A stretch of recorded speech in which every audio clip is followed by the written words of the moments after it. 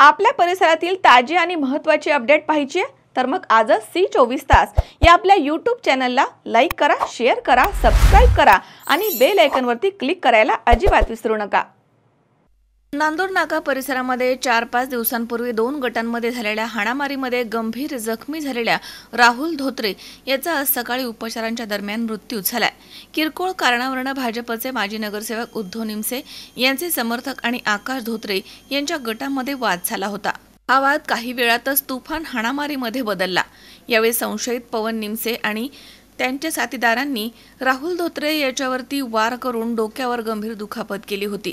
यामध्ये त्याचा कोथळा बाहेर पडला होता। तातडीने अपोलो हॉस्पिटलमध्ये त्याच्यावरती शस्त्रक्रिया करण्यात आली, मात्र डोक्याच्या गंभीर जखमेमुळे तो चिंताजनक अवस्थेमध्ये होता।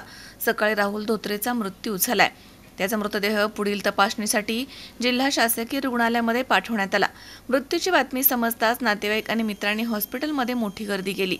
दरम्यान या प्रकरणामधील कलम आता बदलण्यात आली आहेत। भाजपचे माजी नगरसेवक उद्धव निमसे यांच्यावरती कलम 302 अंतर्गत खुनाचा गुन्हा दाखल करण्यात आलाय।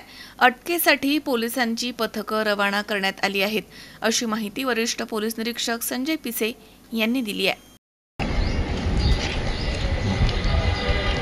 Okay sir. नांदूर नाक्याला जी घटना घडलेली आहे त्याच्यातील जखमी राहुल धोत्रे आज डॉक्टरांनी मयत घोषित केलेले आहे।